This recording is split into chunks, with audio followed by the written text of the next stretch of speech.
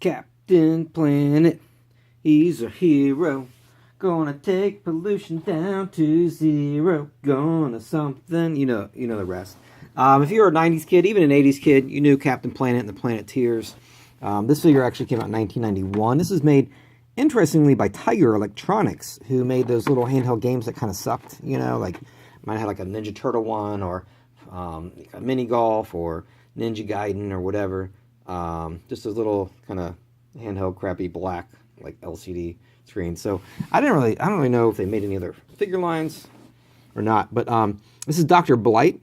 Her scars are visible if you rotate her hair. That's kind of scary. With Mal-Evil, computer accomplice. So Captain Planet was actually a legit show. I remember being into this. It doesn't show all the kids there. If you remember, they had Earth, Fire, Wind, Water, Heart, and they said, "Go Planet." And then Captain Planet would come out and say, "The power is yours." This is actually owned by TBS, Turner Broadcasting, and I guess Deke also. They make cartoons. So another thing that's interesting is they really, with Captain Planet, they put their money where their mouth is. So you see here that these have been used recycled materials, which was not common in 1991.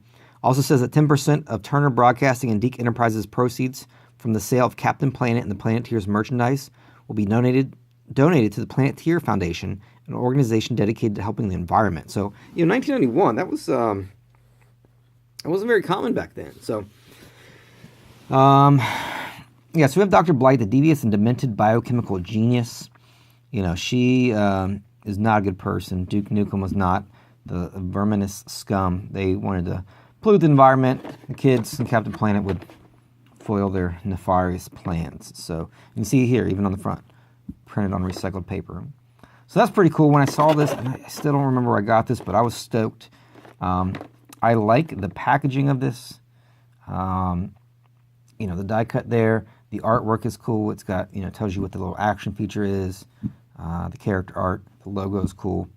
The names are kind of small. I would, if this were me, I would, make that a lot larger right there. But now we're getting to some graphic design, which is not what this is about. The figure, the scale of the figure, there, it's awfully large. That's probably like 6 inches at least. Probably even a little bit larger than 6 inches. Don't ask me how I know that. So one thing I noticed just kind of off the top of my head is these dots where I guess, she would kind of her arms, elbows, her head, her feet would. And I wonder if, because sometimes you'll see on figures where the colors from the packaging actually kind of rub off on them. So that's kind of a smart, interesting thing.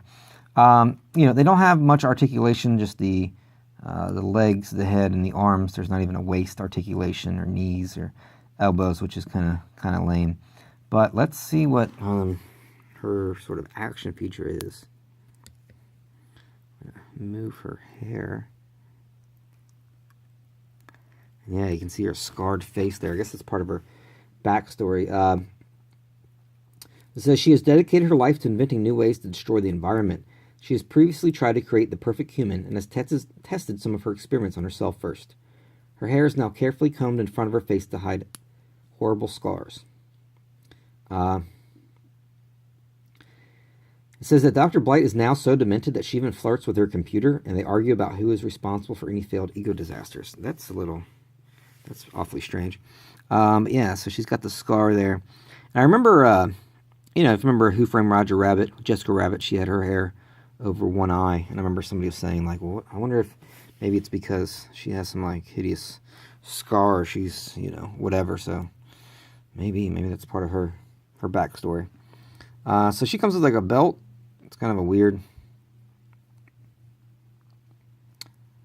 accessory. It fits very loosely on her. It's got some pouches.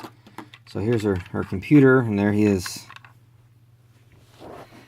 Let me kind of pan down a little bit.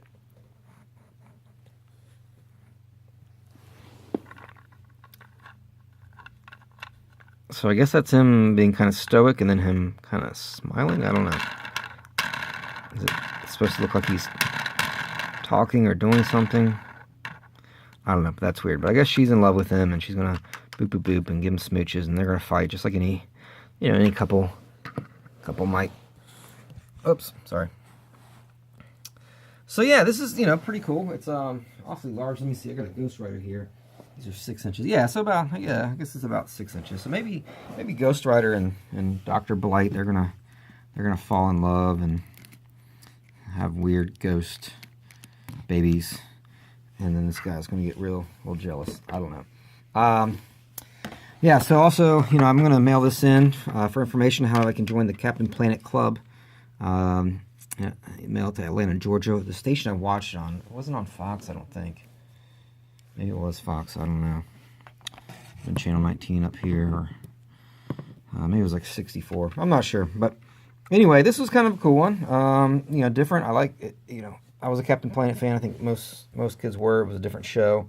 Taught you a little bit about the environment. That's nothing here. It says, environmental tip. Take your own bags next time you go grocery shopping and help save paper. I actually need to do that. You can also help by buying products in bulk. This cuts down the amount of packaging needed to hold our consumer products, and it helps preserve our planet's resources. So yeah, lots of tips. You know, usually up here on the packaging, we kind of talk about Captain Planet, but here it's really, I mean, it really is practicing what you preach. Another little kind of graphic design thing. That should be probably here and then maybe larger. But anyway, yeah, thanks for watching the Captain Planet and the Planeteers, Dr. Blight by Tiger Electronics. Kind of a weird thing. And remember, the power is yours.